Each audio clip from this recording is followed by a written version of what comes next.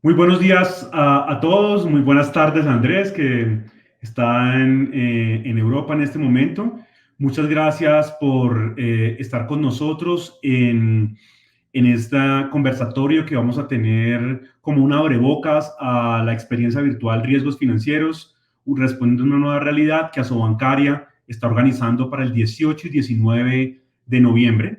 Será una experiencia virtual en la que intentaremos abordar los temas de la coyuntura, por ejemplo, todo lo que el COVID-19, el coronavirus, el impacto que ha tenido en los sistemas financieros, la visión de los CROs, de los oficiales de riesgo, sobre la gestión de riesgo de sus entidades en esta época, el riesgo de crédito en el libro bancario, los avances, por ejemplo, en lo que se ha hecho en la transición a la LIBOR, los temas de ciberseguridad, que siempre serán complejos, más en épocas de pandemia, donde hemos visto justamente los ataques crecientes, y el tema de prioridades regulatorias, en el que justamente tendremos a nuestro invitado de hoy, a Andrés Portilla, director de Asuntos Regulatorios del IIF, del Instituto de Finanzas Internacionales, con sede en Washington, que nos acompañará en la segunda jornada de esta experiencia virtual de riesgos financieros y con quien hemos querido hoy tener un conversatorio para tener una abrebocas de lo que será su presentación la semana entrante en nuestro Congreso de Riesgos, una experiencia virtual.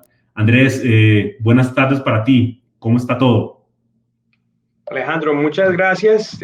Muy bien todo por acá. Te comentaba que lamentablemente estamos viviendo una segunda ola del virus aquí en Europa, así que con medidas restrictivas, pero afortunadamente todos vienen con buena salud.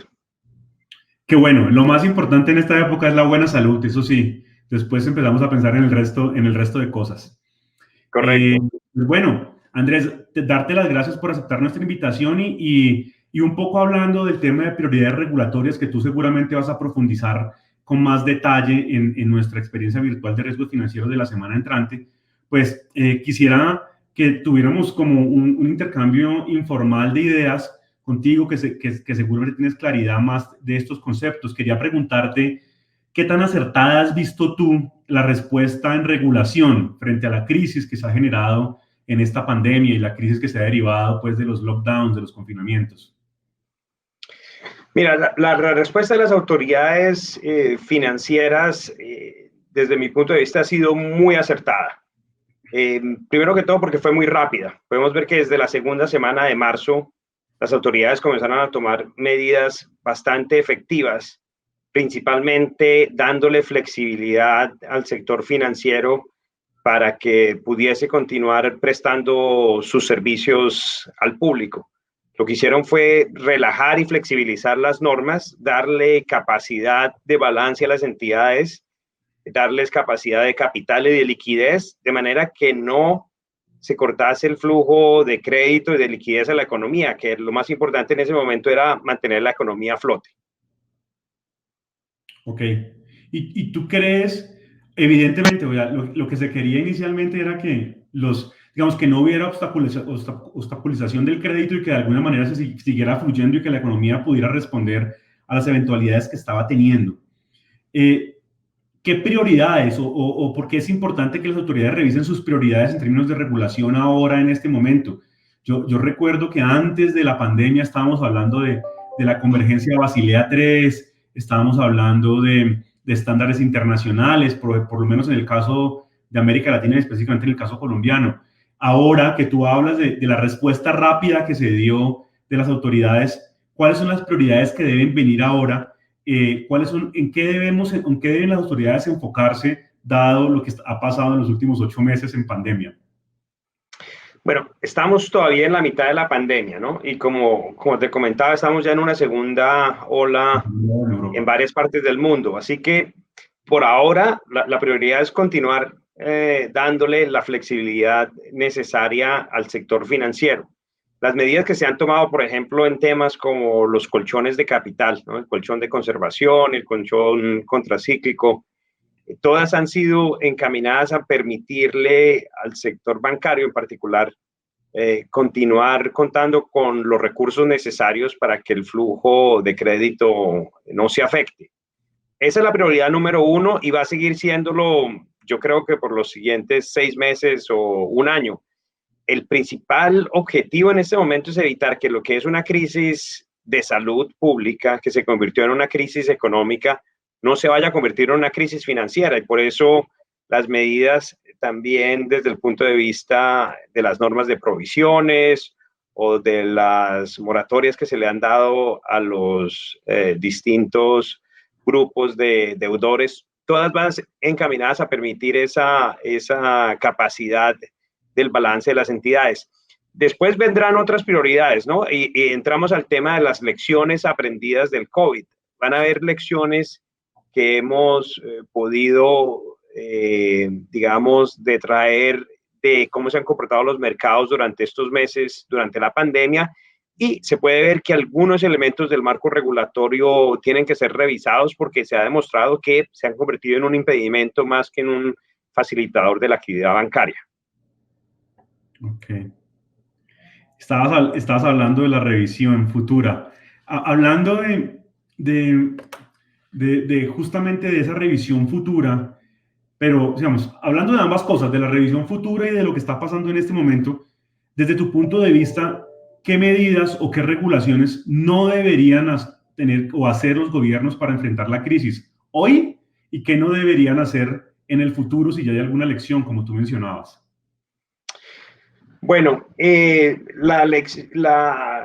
digamos, lección más inmediata es la de no forzar el crédito.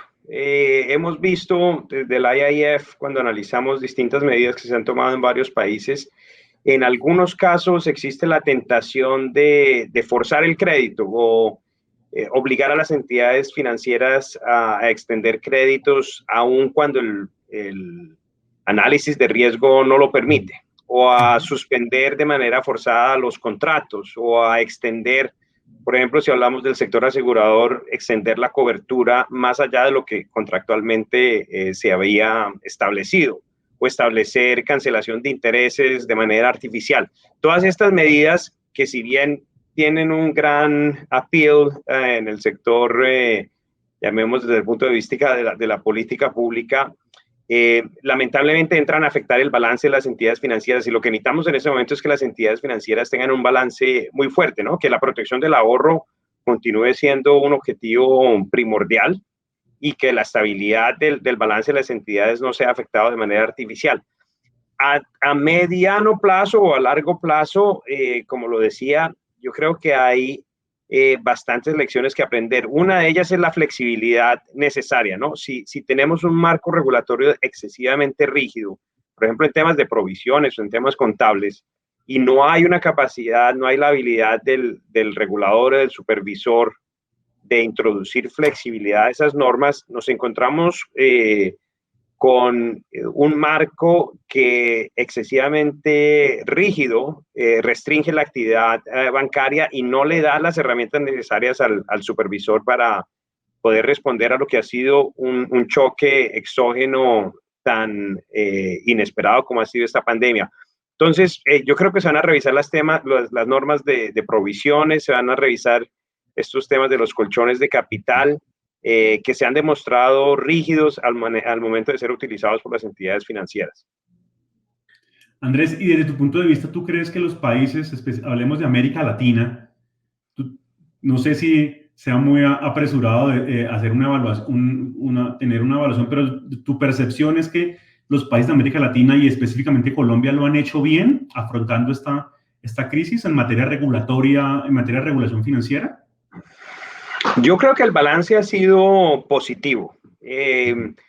Un tema que hay que tener en cuenta, sobre todo cuando hablamos de mercados como Latinoamérica, es la capacidad fiscal del Estado. Entonces, claro que hay limitaciones en la capacidad de respuesta que tienen los distintos gobiernos, pero esto viene de una realidad fiscal. En los países en los cuales no existen estas limitaciones, si vemos, por ejemplo, el paquete de Estados Unidos o lo que aprobó la Unión Europea, esta ayuda fiscal ha permitido una reactivación económica que se ha hecho a través del canal bancario. Pensemos que la mayoría de transferencias, tanto directas como pagos a los ciudadanos, tanto como la actividad de crédito que se ha hecho a través de garantías o de transferencias directas también, se ha hecho a través del sistema bancario. Entonces, ha sido bastante efectiva en Latinoamérica.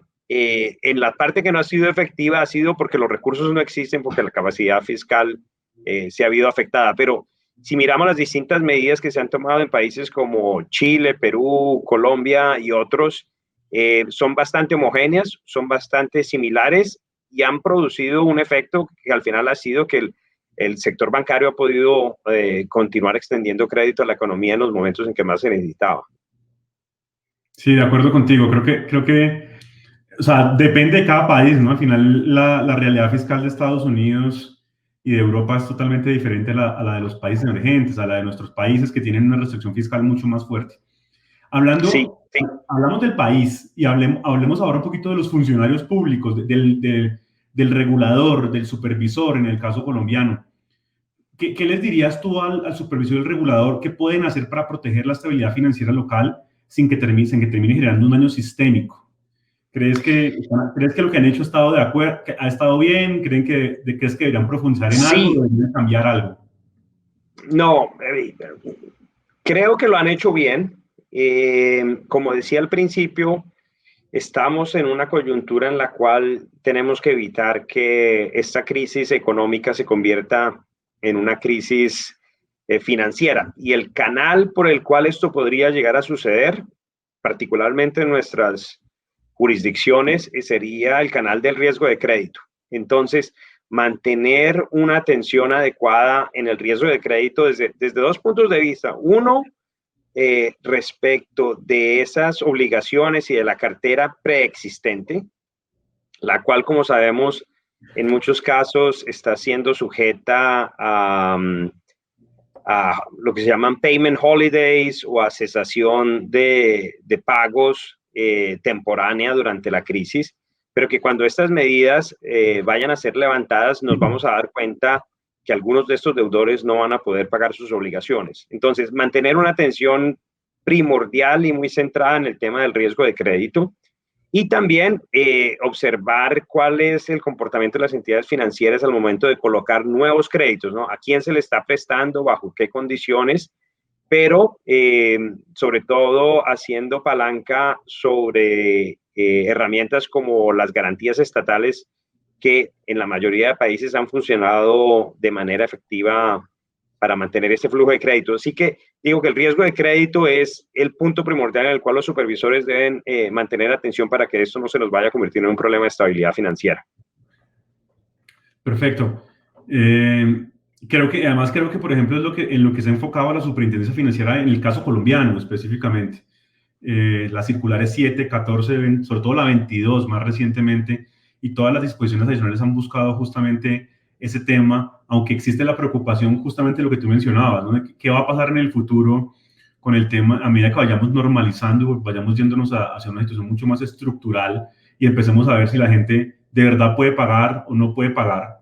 Y cómo a las entidades financieras les va a tocar pues provisionar o haber provisionado antes para tener claridad de que ese riesgo de crédito no se nos salga de control.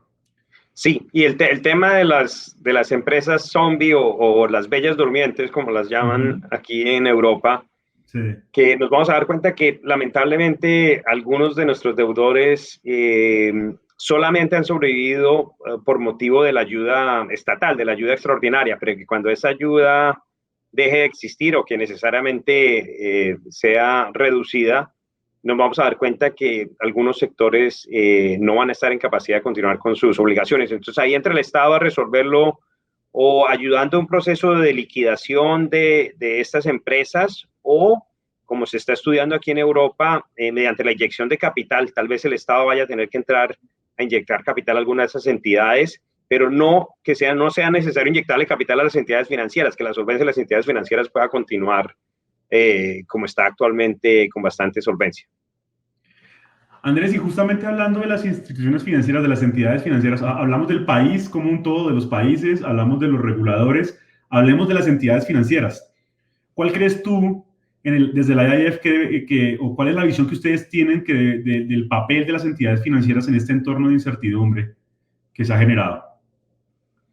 Múltiple. Y es un papel muy importante. Mire, si lo miramos desde el punto de vista de los mercados, las entidades financieras, sobre todo ante el sector bancario, es un gran proveedor de liquidez en estos mercados. Así que poder continuar participando en los mercados, haciendo mercados para, para ciertos tipos de títulos y haciéndole leva a lo que ha sido una intervención de la banca central muy efectiva. Es un papel importantísimo. Los mercados necesitan mantenerse abiertos y necesitan mantenerse efectivos. Si ya hablamos de mercados, pues que en nuestros países todavía no están muy desarrollados, pero en los mercados de capitales también la banca tiene un papel importantísimo porque muchas empresas van a tener que emitir deuda que tiene que ser colocada de una manera efectiva en estos mercados.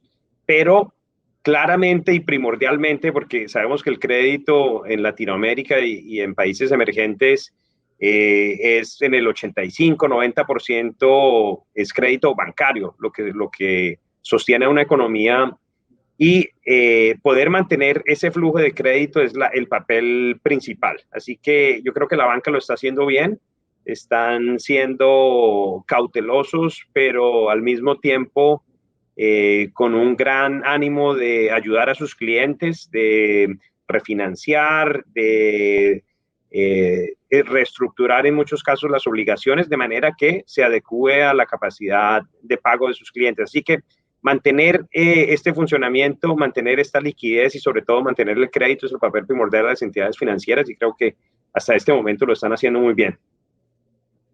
Andrés, y ya para finalizar, quisiera, o sea, después de escuchar tus reflexiones, un poco como resumir. O sea, entonces, digamos, si yo te preguntara específicamente cuál crees, después de los, no sé, 15, 20 minutos que hemos hablado, ¿cuál dirías tú que es la prioridad o las 2 o 3 prioridades regulatorias en los siguientes meses? Tú me responderías, ¿qué exactamente? Te respondería, uno, mantener la flexibilidad por el tiempo que sea necesario. No apresurarse a restablecer, digamos, las medidas tradicionales. Existe un gran riesgo de sorprender a los mercados o de alguna manera cortarle la capacidad al sector de manera prematura. Así que flexibilidad es el tema más importante. Segundo, atención al riesgo de crédito, y eso es tanto por parte de las autoridades como por las mismas entidades financieras, y evitar el populismo, evitar la tentación de medidas forzadas que al final entrarían solamente a afectar la estabilidad del sector. Creo que esas son las 3 herramientas o los 3 elementos y prioridades primordiales en este momento de la crisis. Perfecto, Andrés. El último tema, el tema del populismo, que es lo que le empieza a preocupar a uno de cara al futuro, es un mensaje fundamental. O sea, no podemos, en este tema de riesgo de crédito, no podemos apresurarnos a forzar medidas que después pueden salirnos mal en el largo plazo. Sí, y está pasando en todos los países, así que no es mal nuestro únicamente. Correcto. Bueno, pues Andrés, muchísimas gracias por tu tiempo. Esto es un abrebocas, tengo más preguntas, tengo más ideas, pero prefiero que esperemos a que la gente se entusiasme y te escuche en nuestra experiencia virtual, el Congreso de Riesgos Financieros Respondiendo a una Nueva Realidad, que será el miércoles 18 y jueves 19 de noviembre. Andrés va a estar el jueves 19 de noviembre a las 10:15 de la mañana, más o menos, en nuestro evento, presentando justamente, hablando más en detalle de estos temas. Andrés, muchísimas gracias por tu tiempo. Alejandro, a ti por la invitación, con mucho gusto.